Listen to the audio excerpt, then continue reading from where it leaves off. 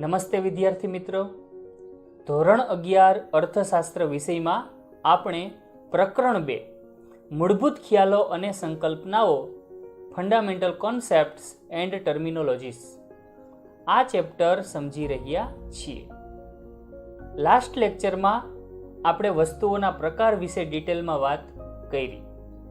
આજે આપણે પ્રશ્ન નંબર 3 સંપત્તિ અને કલ્યાણનો અર્થ આપો તેમજ બંને વચ્ચેનો સંબંધ સ્પષ્ટ કરો 3 માર્કમાં પૂછાય એવો આ ક્વેશ્ચન આપણે આજે સમજવાનો છે. શું છે ક્વેશ્ચન? ફરીથી રિપીટ કરીએ.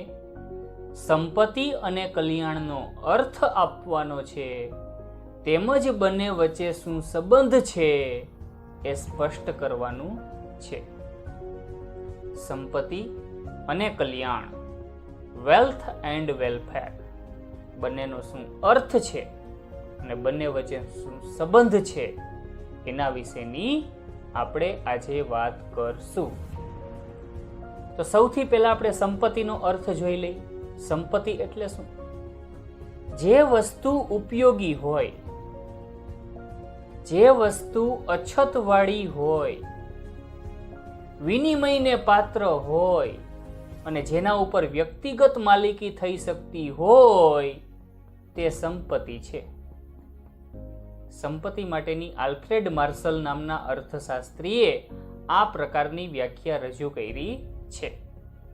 સંપત્તિની વ્યાખ્યા યાદ રાખવા માટે આપણે આ 4 બાબત ખાસ યાદ રાખશું. જે વસ્તુ ઉપયોગી હોય, અછતવાળી હોય, વિનિમયને પાત્ર હોય, જેના પર વ્યક્તિગત માલિકી થઈ શકતી હોય એ સંપત્તિ છે. જેમ કે રહેઠાણ માટેનું મકાન. મકાન ઉપયોગી છે, મકાનની માર્કેટમાં અછત છે, મકાન વિનિમયને પાત્ર છે, મકાન પરચેસ કરવા માટે આપણે મોટી કિંમત ચૂકવવી પડે છે ત્યારે બદલામાં મકાન પ્રાપ્ત થાય. વિનિમયને પાત્ર છે, જ્યારે વેચવું હોય ત્યારે વેચી શકાય છે. તેમજ જેના પર વ્યક્તિગત માલિકી થઈ શકતી હોય, મકાન ઉપર વ્યક્તિગત માલિકી થઈ શકે તો એ સંપત્તિ છે. એ જ રીતે જમીન, સોના ચાંદીના આભૂષણ સંપત્તિ છે, વાહનો, મોબાઈલ સંપત્તિ છે. બધી જ વસ્તુ અછતવાળી છે. જેનો વિનિમય થતો હોય, જેનું ખરીદ વેચાણ થતું હોય એવી વસ્તુને આપણે અછતવાળી વસ્તુ કહી. તો સર્વસુલભ કોને કહી છે? જેનું ખરીદ વેચાણ થતું નથી, જેના પુરવઠા પર માનવીનો અંકુશ નથી, ગમે ત્યારે જોઈએ એટલા પ્રમાણમાં જે બાબત પ્રાપ્ત થાય એ સર્વસુલભ વસ્તુ. સૂર્યપ્રકાશ, હવા, પાણી સર્વસુલભ. તો અહીં સંપત્તિ હંમેશા અછતવાળી હોય. સર્વસુલભ બાબતો છે એને આપણે સંપત્તિ ગણી શકીએ નહીં. સૂર્યપ્રકાશ એને આપણે સંપત્તિ ગણી શકીએ નહીં, કારણ કે એનું ખરીદ વેચાણ શક્ય નથી, એના પર વ્યક્તિગત માલિકી શક્ય નથી. બરાબર? એટલે આ બધી બાબતો, આ બધા જ ગુણ જેનામાં હોય એને જ આપણે સંપત્તિ કહી શકીએ. વસ્તુ ઉપયોગી હોવી જોઈએ, અછતવાળી હોવી જોઈએ, વિનિમયને પાત્ર હોવી જોઈએ અને વ્યક્તિગત માલિકી થઈ શકતી હોવી જોઈએ. આ બધા જ ગુણ જેનામાં હોય એને જ સંપત્તિ કહેવાય. આલ્ફ્રેડ માર્શલ નામના અર્થશાસ્ત્રીએ આ વ્યાખ્યા રજૂ કરી છે. કલ્યાણ કોને કહેવાય? હવે આપણે કલ્યાણનો અર્થ જોઈએ. કલ્યાણ એટલે વ્યક્તિની સારી સ્થિતિ. વ્યક્તિની સારી સ્થિતિ એટલે વ્યક્તિનું કલ્યાણ. પરિસ્થિતિમાં સુધારો. વ્યક્તિની પરિસ્થિતિ સુધરતી જતી હોય, વ્યક્તિનું જીવન ધોરણ સુધરતું જતું હોય, વ્યક્તિ મસ્ત મજાની લાઈફ જીવતો જતો હોય તો વ્યક્તિનું કલ્યાણ થઈ રહ્યું છે એવું આપણે કહી શકીએ. વ્યક્તિની આર્થિક સદ્ધરતામાં વધારો થતો જતો હોય, વ્યક્તિ મજાની લાઈફ જીવતો હોય, વ્યક્તિનું કલ્યાણ થયેલું છે એવું આપણે કહી શકીએ. કલ્યાણ એટલે વ્યક્તિની સારી સ્થિતિ. કલ્યાણ એટલે વ્યક્તિની પરિસ્થિતિમાં સુધારો. આર્થિક રીતે કહીએ તો ભૌતિક જીવન ધોરણમાં સુધારો, વધુ સારી સ્થિતિનું નિર્માણ. ભૌતિક જીવન ધોરણમાં સુધારો તેમજ વધુ સારી સ્થિતિનું નિર્માણ.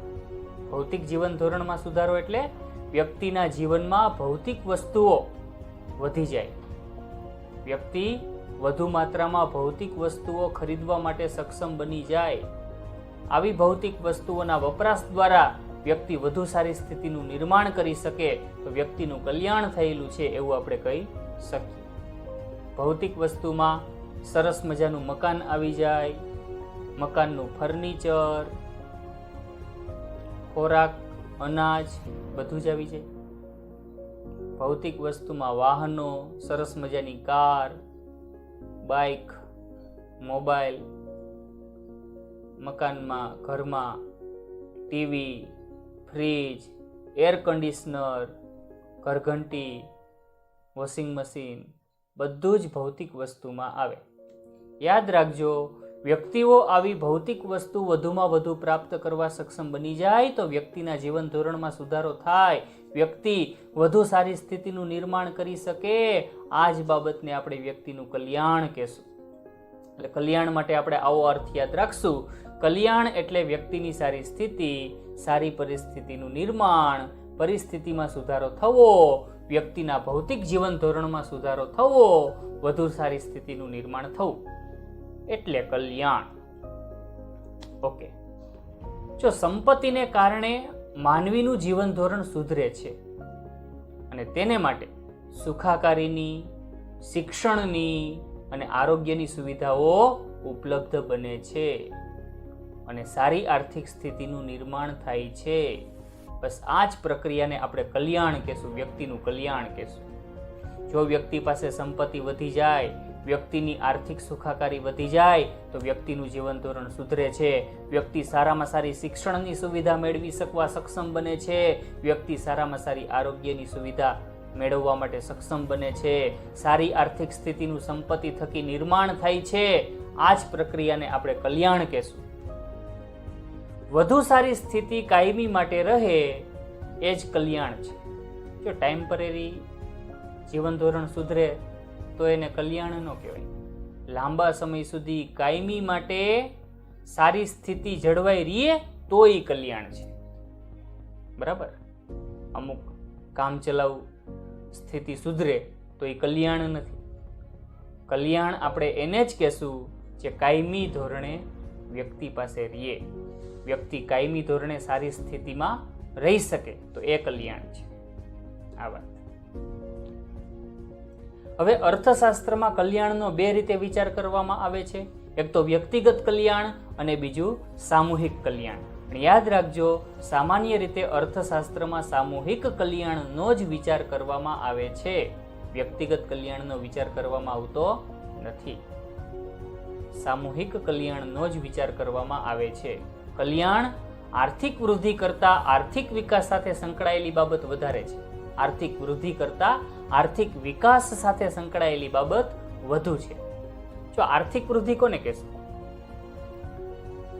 દેશમાં રાષ્ટ્રીય ઉત્પાદન વધે, પરિણામે રાષ્ટ્રીય આવક વધે, લોકોની માથાદીઠ આવક વધે તો આને આપણે આર્થિક વૃદ્ધિ કહેશું. રાષ્ટ્રીય ઉત્પાદન વધવું એ આર્થિક વૃદ્ધિ છે. અને જે કાંઈ ઉત્પાદન વધ્યું છે, જે કાંઈ રાષ્ટ્રીય આવક વધી છે, જો એ સમાન ધોરણે વહેંચણી પામે તો એ આર્થિક વિકાસ છે. ફરીથી કહું છું, આર્થિક વૃદ્ધિ શું છે અને આર્થિક વિકાસ શું છે, ફરીથી ટૂંકમાં કહું છું. જો પહેલી વાત તો કલ્યાણ છે ને આર્થિક વૃદ્ધિ કરતા આર્થિક વિકાસ સાથે સંકળાયેલી બાબત વધારે છે. હવે આર્થિક વૃદ્ધિ શું? તો કે રાષ્ટ્રીય ઉત્પાદન વધવું, રાષ્ટ્રીય આવક વધવી તો એ આર્થિક વૃદ્ધિ છે. દેશનું રાષ્ટ્રીય ઉત્પાદન વધવું, દેશની રાષ્ટ્રીય આવક વધવી તો એ આર્થિક વૃદ્ધિ છે. જ્યારે આર્થિક વિકાસ શું છે? રાષ્ટ્રીય ઉત્પાદન વધી જાય, દેશની રાષ્ટ્રીય આવક વધી જાય અને આ આવક દેશના લોકો વચ્ચે, સમાજના લોકો વચ્ચે સમાન ધોરણે યોગ્ય રીતે વહેંચાય અને તમામ લોકોના જીવન ધોરણ સુધરે તો એ આર્થિક વિકાસ છે. કલ્યાણને કોની સાથે સંબંધ છે? આર્થિક વિકાસ સાથે સંબંધ છે. એટલે કે સમાજના તમામ લોકોના જીવન ધોરણ સુધરે, સમાજના તમામ લોકોના જીવન ધોરણ ઊંચા આવે, એ બાબત સાથે કલ્યાણને સંબંધ છે. સામૂહિક કલ્યાણને સંબંધ છે. વ્યક્તિગત કલ્યાણ એ કોઈ એક વ્યક્તિનું, કોઈ નાના સમુદાયનું કલ્યાણ છે, જ્યારે સામૂહિક કલ્યાણ એ દેશની સમગ્ર પ્રજાનું કલ્યાણ છે. અર્થશાસ્ત્ર હંમેશા સામૂહિક કલ્યાણને જ મહત્વ આપે છે, વ્યક્તિગત કલ્યાણને મહત્વ આપતું નથી. સામૂહિક કલ્યાણ તો જ શક્ય બને જો દેશની વધતી આવક સમાન ધોરણે બધા વચ્ચે યોગ્ય રીતે સમાન ધોરણે વહેંચાય. એટલે કલ્યાણનો મોટો આધાર કેના ઉપર છે? આવકની યોગ્ય વહેંચણી ઉપર કલ્યાણનો આધાર રહેલો છે. આવકની સમાન વહેંચણી ઉપર કલ્યાણનો આધાર રહેલો છે. જો દેશની વધતી જતી આવક દેશના તમામ લોકો વચ્ચે સમાન ધોરણે વેચાય તો જ તમામ લોકોની આર્થિક સદ્ધરતા વધે, તો જ તમામ લોકોનું કલ્યાણ થાય છે, એવું આપણે કહી શકીએ. અને સામૂહિક કલ્યાણ કહેવાય. ઓકે, એટલે આ રીતે કલ્યાણને આપણે બે ભાગમાં વહેંચી શકીએ, વ્યક્તિગત કલ્યાણ અને સામૂહિક કલ્યાણ. હવે આપણે સંપત્તિ અને કલ્યાણ વચ્ચેના સંબંધ વિશેની વાત કરવી છે. Relation between wealth and welfare. Relation between wealth and welfare. સંપત્તિ અને કલ્યાણ વચ્ચેના સંબંધ વિશેની હવે આપણે વાત કરવી છે. યાદ રાખજો, દેશની સંપત્તિમાં વધારો થાય તેથી દેશના લોકોનું કલ્યાણ થાય છે, પરંતુ તે વ્યક્તિગત રીતે હંમેશા સાચું નથી. દેશની સંપત્તિમાં વધારો થાય એટલે દેશના લોકોનું કલ્યાણ થાય છે, પણ વ્યક્તિગત રીતે હંમેશા આ બાબત સાચી બનતી નથી. કોઈ પણ દેશની સંપત્તિ વધે એટલે એક વાત કોમન છે કે દેશના લોકોનું કલ્યાણ થવાનું જ છે, પણ વ્યક્તિગત રીતે કલ્યાણ થશે એવું હંમેશા બનતું નથી. શું કહેવા માંગે છે? જો માની લ્યો કે દેશની સંપત્તિમાં જોરદાર વધારો થાય છે, પરિણામે દેશના લોકોનું કલ્યાણ થાય છે, પણ જો આ સંપત્તિની વહેંચણી અસમાન રીતે થયેલી હોય તો, એટલે કે આ સંપત્તિ થોડાક લોકોના હાથમાં જ કેન્દ્રિત હોય તો બધા લોકોનું કલ્યાણ થઈ શકતું નથી. કોઈ પણ દેશની સંપત્તિ વધી જાય છે એટલે આપણે એવું કહી શકીએ કે દેશના લોકોનું કલ્યાણ થાય છે, દેશની સંપત્તિમાં વધારો થાય છે એટલે દેશના લોકોનું કલ્યાણ થાય છે, પણ વ્યક્તિગત રીતે આ બાબત હંમેશા સાચી હોતી નથી. એટલે કે જો દેશની સંપત્તિ, દેશની વધતી જતી સંપત્તિ માત્ર થોડાક જ લોકોના હાથમાં હોય તો બધા લોકો સુધી સંપત્તિના લાભો પહોંચતા નથી, બધા લોકોનું કલ્યાણ થતું નથી. એટલે યાદ રાખજો, દેશની સંપત્તિમાં વધારો થતો હોય એટલે દરેક વ્યક્તિનું કલ્યાણ થતું જ હોય એવું હંમેશા બનતું નથી. ભારત દેશની વાત કરીએ તો ભારત દેશની અંદર આવક અને સંપત્તિ અસમાન રીતે વહેંચાયેલી છે. દેશનો મોટો વર્ગ એવો છે કે જેના સુધી આવક વૃદ્ધિના લાભો પહોંચતા જ નથી, તો એનું કલ્યાણ શક્ય બનતું નથી. દેશની વધતી જતી આવકનો મોટો હિસ્સો જૂજ ધનિકો લઈ જાય છે તો એનું કલ્યાણ થાય છે, પણ એની સામે મોટો ગરીબ વર્ગ એવો છે જેના સુધી આવક વૃદ્ધિના લાભો પહોંચતા નથી તો એનું કલ્યાણ થતું નથી. એટલે આ બાબત બહુ મહત્વની છે કે દેશમાં સામૂહિક કલ્યાણ માટે આવક અને સંપત્તિની સમાન રીતે વહેંચણી થવી જોઈએ. આ વસ્તુ મહત્વની.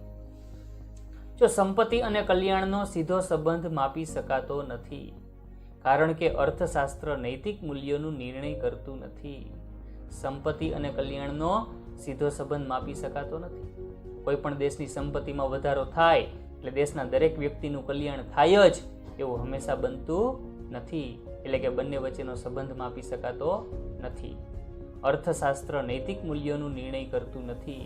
એટલે કે અર્થશાસ્ત્ર એ બાબતનો નિર્ણય નથી કરતું કે દેશના લોકો નૈતિકતાના આધારે આગળ વધતા હોય. દેશમાં સમાન ધોરણે આવકની વહેંચણી થાય છે એ બાબતનું અર્થશાસ્ત્ર નિર્ણય કરતું નથી. અર્થશાસ્ત્ર માત્ર એ બાબતનો અભ્યાસ કરે છે. અર્થશાસ્ત્ર નૈતિક મૂલ્યોનું નિર્ણય કરતું નથી. દેશના તમામ લોકો નૈતિકતાના આધારે ગરીબ વર્ગને આવક વૃદ્ધિના લાભો પહોંચાડશે એવું અર્થશાસ્ત્ર નક્કી કરતું નથી. જો આપણા દેશની સંપત્તિમાં વધારો થાય છે, મોટો ધનિક વર્ગ એવો છે જે આવક વૃદ્ધિના લાભો મેળવતો જાય છે, પણ જો એના મનમાં નૈતિકતા ન હોય, દયા ન હોય તો એ ગરીબોને હેલ્પ કરશે નહીં. બરાબર? એટલે સંપત્તિ અને કલ્યાણ વચ્ચેનો સીધો સંબંધ માપી શકાતો નથી. એટલે કે દેશની સંપત્તિ વધવાથી દેશના તમામ વ્યક્તિઓનું કલ્યાણ થશે જ એવું હંમેશા બનતું નથી. કારણ કે અર્થશાસ્ત્ર નૈતિક મૂલ્યોનું નિર્ણય કરતું નથી. એટલે કે અર્થશાસ્ત્ર એ નિર્ણય નથી કરતું કે ધનિક લોકો છે એ પોતાની આવકનો લાભ ગરીબોને આપવા માટે તૈયાર થશે. એ બાબત અર્થશાસ્ત્રમાં આવતી નથી. ભૌતિક કલ્યાણની દ્રષ્ટિએ જો દેશની આવક વધતા આવકની અસમાનતા ઘટે તો જ કલ્યાણમાં વધારો થાય છે એમ કહેવાય. ભૌતિક કલ્યાણની વાત કરવા જાય, યાદ રાખજો, જો દેશની આવક વધતી હોય, દેશમાં આવકની અસમાનતા ઘટતી હોય, એટલે કે દેશની વધતી જતી આવકનો લાભ તળિયાના ગરીબ લોકો સુધી પહોંચતો હોય તો જ તમામ વ્યક્તિનું કલ્યાણ થઈ રહ્યું છે એવું આપણે કહી શકીએ. એટલે સંપત્તિ અને કલ્યાણ એને આ રીતે આપણે અલગ અર્થમાં લઈ શકીએ અને બંને વચ્ચે આ રીતનો સંબંધ રહેલો છે. સિમ્પલ આ યાદ રાખજો, સંપત્તિ વધતી હોય તે તમામ વ્યક્તિઓનું કલ્યાણ થાય એવું જરૂરી નથી. શું જરૂરી છે? સંપત્તિ વધવાની સાથે સાથે એની સમાન રીતે વહેંચણી થાય, એ બહુ મહત્વનું છે. તો જ વ્યક્તિઓના કલ્યાણ થાય. આ રીતે આપણે સંપત્તિ અને કલ્યાણ વચ્ચેના સંબંધની રજૂઆત કરી શકીએ. તો આ સાથે આપણો આ જે ક્વેશ્ચન છે એ અહીં પૂરો થાય છે. અસ્તુ. જય હિન્દ.